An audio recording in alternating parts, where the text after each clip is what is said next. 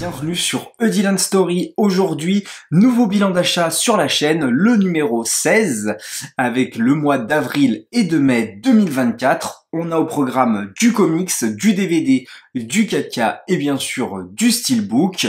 Donc on va tout de suite se lancer avec les comics, avec mon vendeur favori du Bon Coin, qui propose toujours des comics de qualité à très bas prix, et donc c'est pour ça que j'y retourne régulièrement. Je vous avais présenté le mois dernier Ultimates, le comics Ultimates, donc en omnibus, qui me l'avait vendu vraiment pas cher, et donc là il proposait toute la saga Ultimate Spider-Man, qui est extrêmement connue dans le milieu du comics, qui est un run vraiment considéré comme de grande qualité, et donc je ne pouvais pas passer à côté de ça, étant donné que je sais à quel point il prend soin de ses comics et du prix abordé.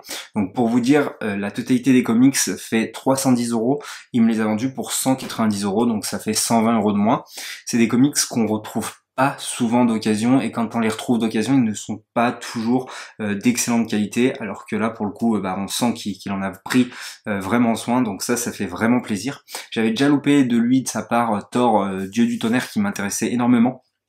Heureusement, il avait été vendu assez rapidement, donc là je me suis dit que je pouvais pas passer à côté de ces 4 comics, voilà, qu'il faut que je découvre, parce que je ne les ai pas encore découverts, donc je vais vous les présenter. Donc ce sont de gros pavés, hein. Donc juste le premier comics vaut à lui seul 70 €. Donc on a Ultimate Spider-Man, pouvoir et responsabilité. C'est écrit par Brian M. Bendis, c'est dessiné par Mark Bagley, et c'est ancré par Art Tiber, voilà. Donc c'est des runs, alors c'est pas comme Ultimates que je vous avais présenté au mois de mars. Là c'est beaucoup plus basé sur de l'action, en tout cas de ce que m'a dit le vendeur. Ça se lit comme du petit pain, enfin voilà, ça passe à 2000 à l'heure, c'est vraiment excellent. On enchaîne avec le deuxième, qui là vaut lui 90 €, qui s'appelle Hollywood, voilà, avec le Docteur Octopus sur l'affiche, hein. Donc voilà, c'est un beau morceau comme vous pouvez le voir. Donc je les ai pas encore lus, puisque là je suis sur le run du comics que m'a offert mon frère, que je vous avais présenté le mois dernier, le comics Star Wars en VO.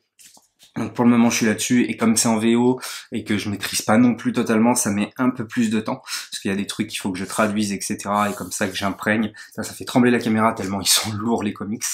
On a l'Ultimate Spider-Man Ultimatum, du coup, qui est le troisième comics, qui est là encore un pavé et qui lui aussi vaut 90 €. Et pour clôturer ce run, celui qui vaut le moins cher, c'est La mort de Spider-Man, hop, juste là, qui vaut 60 €, donc 10 € de moins que le premier. En même temps, il est moins épais, ça veut pas dire qu'il est moins qualitatif. Donc comme je disais, je vais finir pour le moment le run Star Wars, mais après je vais enchaîner avec ces derniers. Et puis voilà, ça sera d'ailleurs mes premiers comics Marvel, Spider-Man. Non, j'avais lu le Spider-Man Miles Morales, c'était un must-have, qui était plutôt sympa, mais que j'avais pas trouvé non plus incroyable. Voilà pour ce qu'il en est des comics. Alors c'est une sacrée dépense, 190 €, mais je trouve que ça valait vraiment le coup de dépenser cette somme pour ces 4 comics que je vais dévorer d'ici peu. J'enchaîne avec le seul et l'unique DVD qui vient compléter ma collection de Sam Raimi. D'ailleurs, ça y est, j'ai vu tous les films de Sam Raimi et je les ai tous en DVD. Donc c'est le deuxième réalisateur dont j'ai tous les films, après Peter Jackson. Voilà, un réalisateur encore une fois qui me tient à cœur, donc c'est Pour l'amour du jeu. Un film qui m'a énormément surpris, puisque c'est un film sur le baseball. Bon, déjà j'adore le sport, mais du coup on va suivre, donc c'est joué par Kevin Costner, l'acteur principal, et en fait on va suivre une histoire d'amour. Donc Kevin Costner et l'actrice c'est Kelly Preston. On va suivre cette histoire d'amour à travers le dernier match de baseball de cet homme. Et c'est vraiment incroyable, le film dure 2h12 pour une histoire d'amour et de sport. Et tu te dis que ça peut être un peu long. Moi j'ai vraiment adoré, c'est un film sous-estimé et vraiment sous-coté. J'ai passé un excellent moment, j'ai trouvé que ça passait une vitesse, et j'ai trouvé que découvrir cette histoire d'amour à travers cet ultime match de baseball pour lui après qu'il prenne sa retraite, j'ai trouvé ça vraiment merveilleux. Donc voilà, un excellent film de la part de Sam Raimi. Comme je vous disais, je complète l'entièreté de ma collection pour Sam Raimi, ce qui me fait énormément plaisir. C'est également le cas avec DiCaprio, l'acteur. J'ai absolument tous ces films là aussi. Donc voilà, il y a très peu de personnes dont j'ai tous les films. Il y a James Wan aussi, mais James Wan, j'ai pas les deux derniers parce que j'ai pas eu le temps de les acheter. Sinon, avant que ma ligne en sorte, j'avais tous les films aussi. Donc voilà pour L'amour du jeu, qui est vraiment un film sous-coté, dont on ne parle pas assez, qui est passé voilà complètement inaperçu. Enfin aujourd'hui, je pense que si je parle de ce film à certaines personnes, ils vont me dire je ne connais absolument pas, alors que c'est dommage parce que le film est excellent.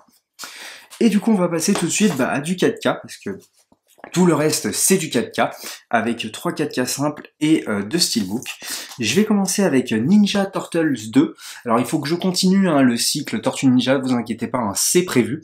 J'ai vu le film, j'ai regardé les bonus, mais c'est vrai que j'ai pas eu le temps de tourner la vidéo. Du coup, il va falloir que je me refasse le film, parce que là, il m'est complètement sorti de la tête.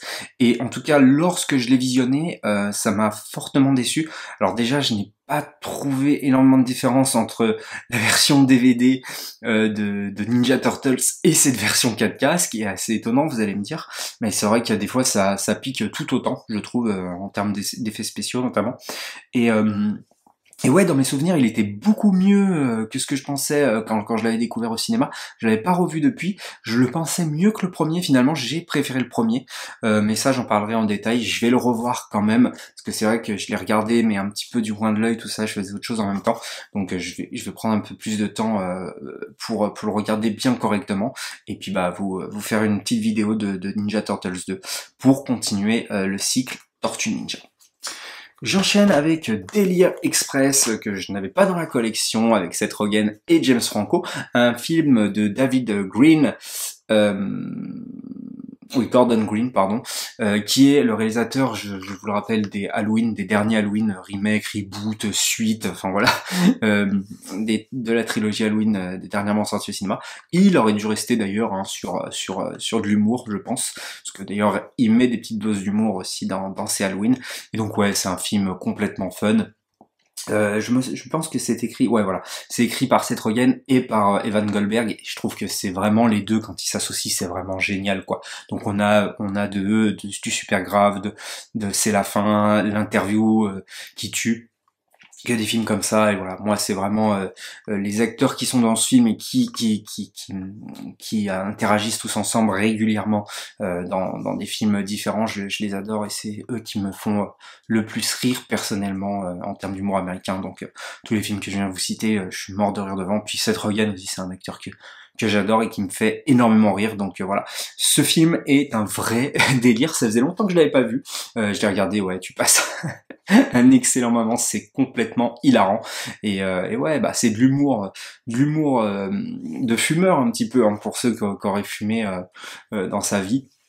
Et je trouve que ça marche très très bien quoi. C'est un vrai délire. C'est pour ça qu'il s'appelle d'ailleurs Délire Express. Normalement c'est Pineapple Express. D'ailleurs ça a plus de sens pardon, puisque c'est le nom de la weed en fait, d'une variété de weed, tout simplement. Bon, voilà pour ce film qui est excellent. Le 4K passe très très bien. Franchement, pour un film d'humour, l'image est très très propre je trouve pour ce Blu-ray 4K.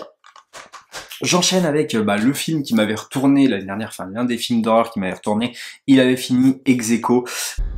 They like you. Avec le film Talk to Me, et je l'ai pas encore revu parce que j'attends mon frère pour le regarder, parce qu'il l'a pas encore vu, et comme ça je vais lui faire découvrir.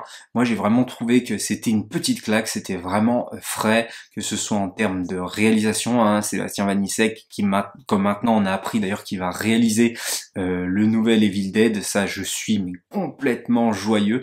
Donc Sam Raimi l'a pris pour réaliser le prochain Evil Dead, alors ça c'est vraiment un truc dont je suis ravi.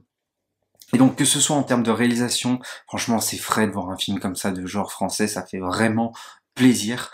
Et même de façon de voir un film comme ça de genre, il est vraiment excellent je trouve. Les acteurs aussi sont très rafraîchissants, c'est pas des acteurs qu'on voit quotidiennement au cinéma. Donc voilà, c'est vraiment le message est vraiment propre. Je vous invite d'ailleurs à regarder la critique du film que j'ai fait dessus.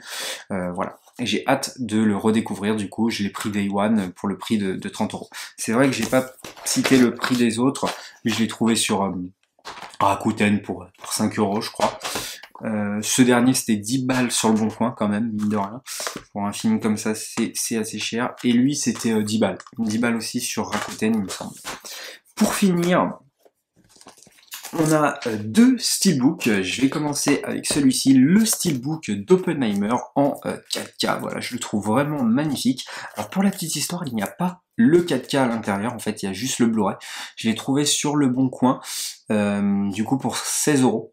Je trouvais le prix très très abordable parce que c'est un steelbook qui vaut quand même assez cher. Je crois qu'il est assez coté.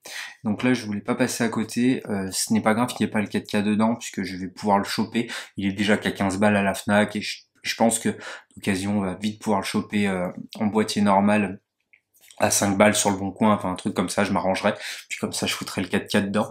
En tout cas ça fera toujours moins cher que le payer 30 balles, parce qu'il y a beaucoup, je crois qu'il tourne autour de 35 euros d'occasion, attention pas neuf sur les sites de revente, donc voilà, là je voulais pas passer à côté. Je l'ai pas encore revu pour la petite histoire, donc je vous le rappelle que j'avais beaucoup de mal avec la dernière heure de ce film, mais le reste était quand même excellent, puis s'il vous plaît, Cillian Murphy dans le rôle principal qui est juste excellent je trouve, et que j'adore, donc j'ai hâte de le découvrir. Et puis le steelbook est vraiment magnifique, je trouve que voilà, ça fait vraiment ce côté bombe atomique qui vient d'exploser, enfin voilà, il est vraiment magnifique, donc je pouvais pas passer à côté de ce dernier. Et pour finir, on a Avengers de l'édition Mondo, donc voilà. Pour ceux qui regardent mes bilans d'achat depuis le départ, vous savez que je fais la collection des steelbooks Mondo, donc c'est mon quatrième, des steelbooks qui sont très très rares, qui coûtent très très cher. Donc pour la petite histoire, je l'ai chopé en fait dans un pack à 80 balles sur Le Bon Coin, donc avec trois autres steelbooks des Avengers, donc Avengers 2, Avengers 3, Avengers 4, mais pas en édition Mondo, c'est l'édition Blu-ray 3D avec les livrets. Franchement les steelbooks étaient nickel, malheureusement je les ai reçus.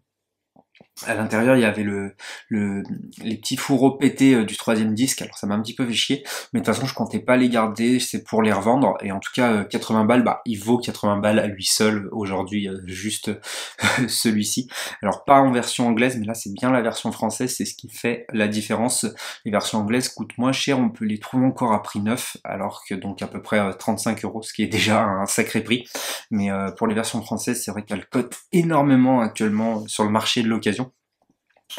En tout cas, ça m'a permis de revoir cet Avengers qu'à un moment donné m'avait saoulé, et là, d'avoir revu, j'ai trouvé quand même que c'était un bon film, quoi. Même la musique, tout ça, alors elle met du temps à arriver, mais quand elle arrive, enfin voilà, elle arrive pile au bon moment, elle est très percutante, puis franchement, c'est le premier film de super-héros à rassembler ouais, autant de super-héros et de nous faire kiffer autant, quoi. Franchement, c'est vachement cool, quoi. Et ouais, je l'ai rehaussé parce que il y avait un moment donné où ce film m'avait lassé, mais en même temps, je l'avais vu tellement de fois. Et là, c'est vrai que ça faisait longtemps que je l'avais pas vu et j'ai passé vraiment un bon moment devant ce film.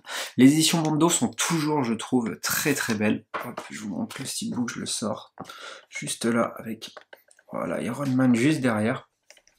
Et donc voilà, c'est mon quatrième steelbook Mondo. J'ai Ant-Man et le premier Thor, ainsi que les Gardiens de la Galaxie. Et donc voilà, ça met du temps à être complété, évidemment. J'avais revendu tous mes Blu-ray Marvel, justement, pour me prendre tous ces steelbook Mondo. Alors attention, ils ne sont pas tous sortis, en plus, les films du MCU, en version Mondo. J'espère que ça sera le cas au fur et à mesure. Il y en a qui coûtent très très cher, comme par exemple le premier Iron Man, alors qu'en plus, il est sorti qu'en anglais, donc c'est assez compliqué.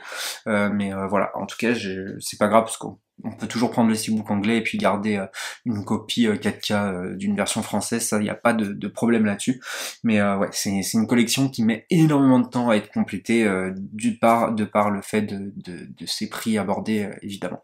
Mais bon, petit à petit, puis ça permet de pas être gavé tout le temps de MCU et d'être lassé par ça, et donc de justement redécouvrir quand t'en chopes un petit film du MCU, tu te dis ah tiens il était pas mal, ah non en fait il était pas super, enfin voilà, ça tu prends un peu plus de recul parce que c'est vrai qu'il y en a tellement qui sont sortis au même moment que c'était compliqué, quoi, comme peut-être les westerns à l'époque dans les années 60, 70 où peut-être t'en bouffais, enfin plus 50-60 d'ailleurs, où t'en bouffais à foison, quoi, et ça se trouve les personnes n'en pouvaient plus, quoi, à force de se bouffer que du western. Donc c'est un petit peu le même principe.